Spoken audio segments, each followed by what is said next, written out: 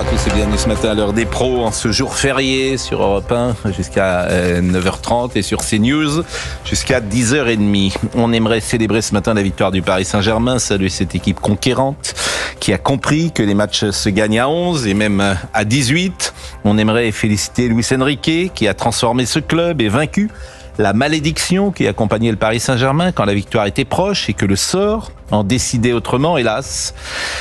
3 personnes qui fêtaient la qualification en finale de Ligue des Champions, tout proche des Champs-Élysées, sont blessées ce matin. Une est en urgence absolue après qu'une voiture a foncé sur eux. La police a interpellé 43 individus, vitrines cassées sur la plus belle avenue du monde, magasins pillés, l'habituelle dramaturgie qui accompagne certaines victoires parisiennes en football et qui renvoie aux scènes de liesse, bon enfant, que chacun a observé durant les Jeux Olympiques cet été. Si aller à Munich le 31 mai emplit le cœur des supporters, le rendez-vous donnera des maux de tête au préfet de police Laurent Nunez. Les images de la nuit sont consternantes. Elles n'étonneront personne. Il est impossible de descendre dans la rue quand le PSG remporte un match décisif sans risquer sa vie. Gérald Darmanin disait il y a quelques jours qu'aucun endroit n'est safe, n'est sûr dans notre pays, aucun, et surtout pas les Champs-Élysées. Il est 9h, Chana Lousteau. 9h, 9h30, l'heure des pros sur CNews et Europe 1.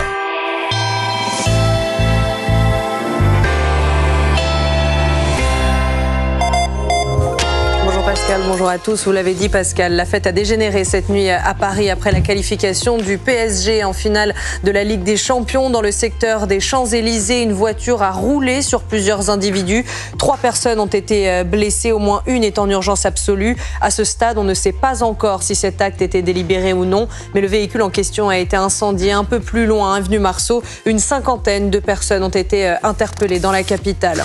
Vous êtes 70% à être d'accord avec la phrase de Gérald Darmanin. Vous savez, il n'y a plus aucun endroit safe en France. C'est ce que révèle notre dernier sondage CSA pour CNews, Europe 1 et le JDD qu'on vous dévoile ce matin. Ça monte à 93% chez les électeurs de la droite nationale et même à gauche, 1 électeur sur 2 est d'accord avec l'affirmation du garde des Sceaux. Et puis, le conclave se poursuit ce matin. De la fumée noire s'est échappée de la cheminée de la chapelle Sixtine hier soir, ce qui veut dire que le premier vote des cardinaux n'a pas abouti à l'élection d'un nouveau pape. Ils se réuniront aujourd'hui pour une deuxième journée de conclave à huis clos avec 2 tours de scrutin le matin et 2 autres l'après-midi. Voilà pour l'essentiel de l'information. C'est à vous, Pascal. Chana, on est très heureux d'accueillir Ophélie Roch sur ce plateau. Elle était venue il y a quelques semaines pour nous présenter un livre, Anti-sèche d'une prof. Elle est professeure de français comme Gérard Millet, même si vous n'êtes pas tous les deux de la même génération. Et puis, Ophélie peut-être a envie de commenter l'actualité. Donc, elle sera avec nous ce matin et elle nous dira ce qu'elle pense de ce qui s'est passé hier soir, j'ai envie de dire, et puis aussi ce qui se passe dans le monde. On est également avec Jeanne Dautesserre, que vous connaissez, qui est maire du 8e arrondissement, donc maire des Champs-Élysées, qui appartient au Parti républicain. Vous connaissez Gérard Millet, vous connaissez évidemment Richard Millet. Oui. Richard Millet. Ne l'harmonisez pas tout de suite. Et exactement. Vous ne pouvez pas appeler Catherine, ça va? Bon, vous connaissez Philippe Bilger, dont vous avez reconnu cette voix toujours sympathique. Thomas Bonnet, qui est avec nous, et Olivier d'Artigol. On va voir, Madame Dautesserre, les images de la nuit qui sont sidérantes. Et ce qui est encore plus sidérant, c'est l'espace médiatique qui refuse d'en parler. C'est ça qui me sidère ce matin. J'ai écouté les radios, les télévisions. On a l'impression que ça n'existe pas, ce qui s'est passé cette nuit. C'est juste des pillages, des gens qui ont tout cassé, des voitures brûlées, et une personne qui est en urgence absolue. Mais manifestement, la victoire du PSG est plus importante. Alors, voyons le sujet de Mathieu Devez et on en parle ensemble. Une voiture incendiée non loin des Champs-Élysées. Les pompiers doivent intervenir. Dans le même secteur, un autre véhicule a été caillassé. Des barricades en feu ont été érigées. À Paris, des forces de l'ordre visées par des mortiers d'artifice. Certains policiers doivent reculer face à des dizaines d'individus violents. Les CRS multiplient les charges à l'encontre de pseudo-supporters et font usage de gaz lacrymogène pour les disperser. Sur les Champs-Élysées, face à face tendu entre ultras du Paris Saint-Germain et des policiers autour d'un canon à eau. Dans une rue perpendiculaire aux Champs-Élysées, une voiture percute 3 personnes Contactée, la police évoque des circonstances encore indéterminées et précise que les blessés ont été pris en charge par les secours. Au moins l'un d'entre eux est en urgence absolue. À quelques mètres de là, des commerces dégradés et pillés. Réaction ferme du porte-parole du Rassemblement national, Mathieu Vallée. Regardez ces abrutis casser cette vitrine d'un magasin totalement vide. Tu casses, tu payes, c'est ça ? Je rajouterais, tu nettoies. Demain, on va encore demander aux agents de la propreté de Paris d'éponger leur dinguerie. Selon la préfecture de police, au moins 43 personnes ont été interpellées. Bon, Madame Dautzer, nous n'inventons pas ces images. Je le répète, ce qui est absolument sidérant, parce que j'ai écouté ce matin, je vais les citer d'ailleurs, oui, je pourrais les citer, LCI, BFM, j'ai écouté RTL, etc. Mais personne ne parle de ça comme j'en parle ce matin. En fait, c'est juste sidérant. Tu ne peux pas célébrer un match de football sans avoir ces scènes-là. Elles disent tout de notre pays. Mais alors, les journalistes, ça les intéresse pas. J'ai entendu un journaliste, un éditorialiste ce matin, un présentateur dire « La fête est un peu gâchée ». Tu parles, ça va au-delà. Absolument. Alors, comment va le 8e arrondissement ce matin ? Eh bien, écoutez, on essaie d'aller bien. J'étais sur les champs jusqu'à 22h30 hier soir, c'est vrai. J'ai vu les forces de l'ordre. J'ai vu aussi énormément de touristes. C'était bon enfant. Et tout de suite après, vers 23h30, minuit, ils ont tous déboulé. Et d'un seul coup, ça a été l'émeute. Donc, on a vu ce qui s'est passé. Bon, la racaille, donc, a déboulé. Et ils ont fracassé une vitrine, un salon de coiffure, Saberny. Donc Saberny, c'est avenue Marceau. C'est une rue qui est juste derrière l'avenue Champs-Élysées. Et ensuite, ils ont débarqué donc sur les champs. Il y a eu cette voiture qui a été brûlée, des blessés. Oui, nous ne pouvons plus supporter cette situation. C'est inadmissible et je l'ai prévenu parce que déjà en 98, il y a eu cette conductrice qui a paniqué, qui a roulé sur une trentaine donc de personnes. Je pense que le conducteur de cette fameuse voiture, je crois que c'est une Mercedes, qu'ils ont brûlé ensuite. Donc toute cette racaille, on n'en peut plus. Alors, c'est Jean-Baptiste Marty qui me donnait des informations très précises. La voiture qui brûle, c'est effectivement la voiture, visiblement, qui a roulé, qui est une voiture d'ailleurs de luxe, le conducteur sans doute a été pris de panique, il a roulé, ce qu'il ne faut évidemment pas faire, et il s'est enfui, ce conducteur. D'ailleurs, il est recherché. Ce sont les informations de Jean-Baptiste Marty de Europe 1. Et après, la voiture a été brûlée. Mais en fait, ces images sont, je le répète, absolument mais sidérantes. Quand vous dites ils ont déboulé, d'ailleurs, vous parlez de qui ? De toute la racaille de la banlieue, pardon, mais j'ai vu des centaines de voitures sont arrivées du côté donc du boulevard Malesherbes. Donc ils arrivent directement de la banlieue, de la porte d'Asnières, de la porte Champéret. Donc ils ont déboulé sur le boulevard Malesherbes pour aller sur les Champs-Élysées. Et effectivement, comme sur les champs, c'était protégé parce que, comme vous le savez, aujourd'hui il y a une cérémonie officielle donc à l'Arc de Triomphe. Donc ils ont emprunté d'autres rues qui n'ont pas été surveillées malheureusement et ça s'est passé avenue Marceau. Les propos que vous rapportez, ce sont vous qui les rapportez. Faut avoir une forme de prudence lorsque vous dites ils ont déboulé, bien sûr. Il faudra voir le profil des 50 interpellés. Il faudra voir exactement le profil des 43 interpellés, bien évidemment. Mais ces images, je le disais, elles font écho à ce qui s'est passé pendant les Jeux Olympiques où il n'y avait pas un souci. Pendant les Jeux Olympiques. Il y avait une foule bon enfant qui célébrait les victoires, etc. Mais ce que vous me dites est très intéressant, c'est-à-dire que jusqu'à 22h30, il n'y a pas de souci. Et c'est à partir de 22h30, des gens qui viennent sur les Champs-Élysées pour manifester leur joie ou leur violence, je ne sais pas comment dire. Mais je vous assure, c'est tellement sidérant que on ne peut pas s'habituer à cela, et vous avez raison de le dire ce matin. Mais je crois que je suis le premier média à vous demander votre témoignage. Absolument. C'est aussi ça qui est intéressant. Quand je parle de l'espace médiatique, vous êtes maire du 8e arrondissement. Est-ce que d'autres médias vous ont contacté ? Non, surtout pas. Surtout pas, faut pas, on ne veut pas voir ça. Et donc, alors, comme vous êtes passé sur CNews, je pense que pas mal de gens vont vous appeler aujourd'hui. Mais si on vous appelle pas, à ce moment-là, non, c'est la joie, c'est la communion, on va pas montrer ça. Écoutez, arrêtez, soyons positifs. Je connais ça par cœur, je peux pas vous dire autre chose. Et ça, effectivement, ça m'agace. Parce que notre métier, c'est de témoigner de la réalité. La réalité, c'est qu'on peut pas célébrer. Et alors, le 31 mai, je vous explique pas, le 31 mai, parce que et même si le PSG gagne et que veut organiser simplement ce qui se passe dans toutes les villes du monde, simplement de se balader avec un car, et de saluer la foule, je suis même pas sûr qu'on puisse le faire à Paris. Ah si, ça se sécurise. On a pu le faire sur des Coupes du Monde, on a pu le faire. Les JO, il n'y a eu aucun problème parce qu'il y a eu aussi un dispositif de sécurisation hors norme. Quand on veut assurer la tranquillité publique, quand on y met les moyens, ça fonctionne. Les publics ne sont pas les mêmes. C'est très difficile. J'étais à la finale de la Coupe du Monde sur les Champs-Élysées, c'était catastrophique. Les publics ne sont pas les mêmes. Voilà. Absolument. Que vous le vouliez ou non, les publics ne sont pas les mêmes. Le public du PSG, c'est pas le même que les publics des Jeux Olympiques. Et du foot même. Et le public... donc moi, ce qui... Philippe Bilger. Pascal, je me demande... probablement, il y a des médias qui vont parler de ce qui s'est passé durant la nuit, mais ce que je crois, c'est qu'ils ne comprennent pas la gravité de ce qui s'est passé. Ah si, ils le comprennent parfaitement, mais ils veulent pas en parler. Croyez-moi, ils comprennent, et c'est parce qu'ils comprennent la gravité qu'ils veulent pas en parler. Oui, c'est l'exact contraire. Mais ils minimisent. La fête est un peu gâchée, c'est ce que j'ai entendu, ce présentateur. La fête a été un petit peu gâchée. Richard Millet. Ce qui me passionne, oui, un mot, je vous en prie. Permettez.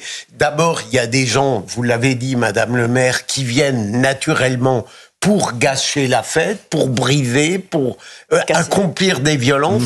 Et par moments, je me demande s'il y a quelque chose de structurel. Il faut peut-être accepter qu'une infime catégorie de citoyens, au fond, est intrinsèquement violente et perverse. Richard Millet, votre sentiment? Vous disiez, madame, que vous avez vu arriver ces gens de banlieue et vous disiez qu'ils avaient garé leur voiture, donc il ne serait pas possible de savoir qui c'est. La première question. Et la deuxième, pourquoi est-ce que vos confrères ne veulent pas en parler? C'est dans le politique. Oui. Voilà. Ils veulent pas en parler parce que c'est politique. Parce que ça vient de banlieue. Bon, on n'ira pas plus loin, mais... Non, mais je pense que c'est une analyse possible. Oui. En tout cas, ils n'en parlent pas. Je peux pas vous dire autre chose. Ils n'en parlent pas. Je mets au défi d'écouter les radios ce matin. Je parle pas d'Europe 1. Je mets au défi, ils n'en parlent pas. Voilà. Ils disent ça à la marge. Alors, évidemment, s'ils étaient là, ils vous diraient, on en a parlé. En fait, c'est l'événement le plus important. Oui. C'est ça la vérité. L'événement le plus important, c'est pas la victoire du PSG, c'est ce qui s'est passé dans la rue. C'est ça l'événement le plus important. Et ça, il le nie. On peut traiter les deux. C'est deux choses complètement différentes. Vous pouvez traiter la soirée sur la dimension... C'est complètement vous pouvez traiter la soirée sur la dimension sportive, qui est aussi une actualité, et sur l'autre dimension, vous pouvez faire les deux. Mais je suis d'accord avec vous. Je suis d'accord avec vous. Mais il y a une hiérarchie entre quelqu'un qui est en urgence absolue et puis le but du Paris Saint-Germain. Excusez-moi, je mets pas ça sur le même plan. C'est pas exactement la même chose. C'est vrai que c'est d'autant plus étonnant qu'ils en parlent. Ophélie Roch. C'est d'autant plus étonnant qu'ils en parlent pas, que les images sont d'une rare violence. Enfin, cette voiture qui roule comme ça sur les gens. Enfin, c'est choquant en fait qu'on n'en parle pas, parce que c'est quand même des images. Enfin, je sais pas, on dirait que c'est l'émeute. Et en effet, dans une sorte d'indifférence généralisée qui me sidère en fait. C'est une émeute. C'est une émeute. Oui, c'est une émeute, mais c'est vrai que... C'est une émeute, c'est ce que dit. Il y a des gens qui viennent sur les Champs-Élysées pour effectivement casser, parce que c'est des codes différents. Il y a une volonté de peut-être de casser, de célébrer aussi d'une manière différente. Tout ça est une société qui a effectivement... C'est un prétexte. Le sport devient un prétexte de toute façon... toutes les sorties entre guillemets. Oui, un effet d'aubaine. Ouais, c'est ça. Tous les rassemblements où il y a des milliers de personnes aujourd'hui, vous avez des violences. Moi, je pense par exemple à la Foire du Trône. On n'en a pas beaucoup parlé. Vous avez vu des images qui nous venaient de la Foire du Trône. Vous aviez des images de violence. Alors pas à ce point-là, bien heureusement, mais il y avait quand même des images de violence. En fait, on se posait la question, est-ce qu'on peut encore organiser des événements en France sans avoir ces oui, la réponse est oui. Je suis désolé de vous le dire, la réponse est oui, et ça dépend des publics. À Roland-Garros, il n'y aura pas de souci. Oui. Pardonnez-moi de le dire comme ça. Il y aura tous les jours 25 000 personnes à Roland-Garros, il n'y aura pas de souci. Alors on va me dire, c'est le public du tennis, c'est pas le même que le public du foot, sans doute. Mais pendant les Jeux Olympiques, il n'y a pas eu de souci. C'était un autre public, c'est un public plus bon enfant. Alors c'est vrai qu'il y avait une sécurité maximum. Qu'est-ce qui va se passer pour le 31 mai ? Il faut faire quoi ? Il faut fermer les Champs-Élysées. Qu'est-ce que vous préconisez ? Et je rappelle que les gens vous connaissent, bien sûr. Jeanne d'Hautesserre, vous êtes la maire du 8e arrondissement, mais vos commerçants, ils doivent en avoir marre. Qu'est-ce que vous allez dire au préfet de police ? On ferme les champs le soir ? Il faudrait. On a eu, donc, par... certains événements, donc sur les Champs-Élysées, et le préfet de police a fermé les Champs-Élysées, ne pas autoriser que les supporters viennent sur les champs. Donc hier, comme aujourd'hui on a une belle cérémonie, les effectifs sont aussi mobilisés donc du côté de l'Arc de Triomphe, et je crois qu'on n'a pas pris la mesure, et ces personnes-là sont arrivées par d'autres rues, et notamment l'avenue Marceau, et c'est comme ça qu'on a vu ces images, cette voiture. Puis les policiers ont autre chose à faire, franchement. Écoutez, moi je leur rends vraiment hommage, parce qu'ils font un travail exceptionnel, et vous parlez donc des JO. Oui, pendant les JO, il y avait beaucoup plus d'effectifs, mais là, 2000 policiers déjà donc sur les champs pour protéger le dispositif de l'Arc de Triomphe, parce qu'aujourd'hui, eh bien, à 17h, il y a une cérémonie officielle avec le président de la République, avec les ambassadeurs, enfin donc, des personnalités, donc ils ne peuvent pas être partout. Moi, ce que j'ai vu hier soir sur l'avenue Champs-Élysées, je leur ai rendu hommage, ils font le maximum, mais ce n'est pas normal d'accepter qu'il y ait une population qui arrive, rien que pour cela, c'est-à-dire que affronter la police, casser, brûler, voilà, donc on n'en peut plus, et je pense que nos concitoyens, ils sont dans le même état d'esprit que moi, on n'en peut plus. Mais quand je parle de mes confrères, je demandais à Marine Lançon, je peux le dire, vous savez, moi, je suis toujours plus près de ce que je pense. Que font nos confrères en ce moment? Ils parlent pas de ça du tout, ils parlent du foot. Ils ont raison d'ailleurs, sans doute. Ils veulent pas parler de la réalité. C'est très bien. C'est très bien. C'est très bien pour eux. D'une certaine. Et après, ils s'étonnent, ils disent bah oui, ça marche pas. Bah oui, si tu parles pas de la réalité, ça peut pas marcher. En fait. Absolument. Et un des problèmes majeurs de ce pays, c'est le traitement de l'actualité par les journalistes. Pardonnez-moi de le dire.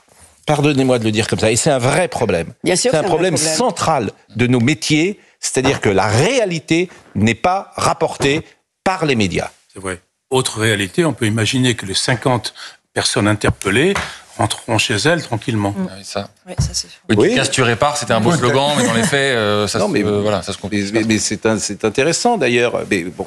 Peut-être pas les 50, j'espère. Mais c'est frappant comme deux. Mais en fait, les 50 devraient dormir en prison ce soir. Qu'est-ce que vous voulez que je vous dise dans une société qui marche? Parce que ça serait au moins dissuasif, mais tu n'y arriveras pas non plus. Donc, en fait, c'est désespérant. En fait, la vérité, c'est que c'est désespérant. Il y a le laxisme, effectivement, donc côté judiciaire, qui fait qu'ils savent, parce que je ne pense pas que ce soit la première fois, parce que malheureusement, j'ai quand même vu et subi, et ces gens-là, tant qu'ils ne sont pas punis, eh bien, recommenceront. Vous avez évidemment raison. Alors parlons football quand même. D'abord, il y a eu un sondage de la sécurité que je voulais vous montrer. Un sondage de la sécurité, il n'y a plus un lieu. Voilà, 70% des gens sont d'accord. Donc vous voyez, il n'y a plus en France un lieu où nous sommes en sécurité. 70% et 30% simplement ne sont pas d'accord. Mais c'est intéressant quand vous regardez les électeurs écolos, ça tombe à 26%. Donc vraiment, c'est les seuls d'ailleurs. Même à gauche, il y a quand même des gens qui partagent ce constat, mais alors les écolos, pas du tout. 26% seulement partagent ce constat, donc on comprend un peu mieux pourquoi les maires écolos n'agissent pas en matière de sécurité. Ils ont quand même le maire écolo de Grenoble, c'est terrifiant ce qu'il a fait. Ophélie Roch. On est d'accord. Non, je rebondissais sur ce que disait mon collègue, mais c'est vrai que le maire écologiste de Grenoble a fait de sa ville un vrai guet-apens, mais si en effet les Grenoblois ont le sentiment de ne pas se sentir en danger, oui, ça peut expliquer pourquoi ils continuent à voter pour lui, quoi. Alors, célébrons quand même le match, parce que c'est ça qui est triste, c'est qu'on aimerait parler que de football. Regardez cette séquence après la victoire, parce que le PSG vraiment est une grande équipe. Le PSG va pouvoir assurer derrière. Ça n'a pas été le match qu'on imaginait, on va dire. Ça a été un match et une qualification dans la souffrance. Hakimi, l'un des acteurs majeurs de ce match, c'est lui qui a marqué le deuxième but, dont Paris a bien eu besoin pour souffrir un petit peu moins dans cette fin de partie. C'est beau, c'est merveilleux. Ce stade qui mérite bien un feu d'artifice, cette épopée parisienne qui aura été fantastique de bout en bout, et ce n'est pas terminé. Et bravo à toute l'équipe de Canal, la voix de Paul Tchoukriel avec Sidney Kouvou, c'est un super tandem de commentateurs. Il y avait Hervé Matou, bien sûr. Il y avait Margot Dumont qui est formidable, qui fait les interviews dans toutes les langues. Hervé Matou, l'inamovible Hervé Matou. Mais il est formidable, Hervé, bien sûr. Et puis David Ginola, qui est bronzé. Et leur boulot que j'ai dû oublier. Donc vraiment bravo à cette équipe de Canal qu'on retrouvera le 31 mai. Vous serez peut-être d'ailleurs à Munich, Madame de Toussaint, vous serez peut-être invitée. Je crois que je serai plutôt dans mon arrondissement. Bon. Et j'espère que les dispositifs seront différents. Et qu'on va, il y avait 2000 personnes, paraît-il, hier soir. En plus, c'était prévu. Il y avait du monde. 2000 policiers. Donc, il y avait 2000 policiers. Oui, 2000 policiers, mais malheureusement, il aurait fallu protéger les axes de proximité. Parce qu'eux, ils le savent. Tous ceux qui viennent, ils savent exactement où se trouve la police, les forces de l'ordre. Monsieur Bilger, qui est un fan de foot. Alors, ce qui est tout à fait étonnant, c'est qu'il va donc avoir une finale de Ligue des Champions entre l'ennemi intime, entre l'ennemi intime de l'Olympique de Marseille, le Saint-Germain, et l'ennemi intime de l'AC Milan, qui est l'Inter Milan. Or, Marseille-Milan, c'était une finale en 1993 à Munich, à jamais les premiers remportés par l'OM. Et là, ça va être PSG Inter Milan. Et c'est à Munich. Oui. 32 ans plus tard. Donc, j'ai eu un choc en voyant que Barcelone était éliminé. Pourquoi? Je trouve c'est ce qui vous a... la seconde... C'est au visage. C'est ça. C'est-à-dire que toutes les finales des champions qui se sont jouées à Munich, c'est un nouveau vainqueur inédit. C'est pas le même stade, hein. D'accord, mais... Là, c'était le stade olympique de Munich en 93, et là, ça sera le nouveau stade. Donc, on pourrait avoir un nouveau champion, une équipe qui n'a jamais remporté, le Paris Saint-Germain en l'occurrence. C'est tout. Moi, je pense que le PSG, ils sont. Et peut-être un ballon d'or pour joueur du PSG, Dembélé. Ousmane Dembélé. Dembélé peut avoir le ballon d'or, mais c'est l'année où Messi n'est pas là, c'est l'année où Mbappé n'est pas là. C'est le pape là? Ah non, pardon. Non, c'est pas le pape. Il arrive sur les plateaux. En tout cas, je crois pas. C'est Thomas Hill peut-être qui... On pourrait mettre une fumée. Ballon d'or, Thomas Hill peut-être? Non, parce qu'on a dit qu'à 10h, on peut avoir le résultat du vote. Écoutez, je vais demander à Thomas Hill qui a des informations. Peut-être. À quel sujet? À l'audience. Même le 8 mai, c'est fou. Vous savez que le PSG a fait un score d'audience colossal hier. 3 400 000 téléspectateurs. Ça, c'est... Bah oui, en plus, c'était jour férié, veille de jour férié, donc je suis pas étonné. Sur Canal, oui. Vous avez regardé? Bien sûr, évidemment. J'étais devant mon écran. Vous avez des jeunes enfants? J'en ai 2. Bon, ils iraient sur les Champs-Élysées faire la fête après le match? Ah non, je suis pas prêt de les laisser y aller, non, ça c'est sûr. Non, ils étaient sagement à la maison. Mais bon, ils ont 9 et 12 ans, hein, voilà. C'est pas... 9 et 12 ans, vous savez, c'est jeune. Faites très attention, hein, parce que ça commence à sortir un peu à cet âge-là maintenant. C'est léger. Bon, dites-moi, vous êtes avec Marie-Christine Barraud, je crois. Oui, tout à l'heure, Marie-Christine Barraud va nous rejoindre. Ouais. Grande comédienne, elle incarne Gisèle Halimi sur scène. Voilà. Nous vous écouterons et nous irons la voir. Merci, les 9h22, on va marquer. À tout à l'heure.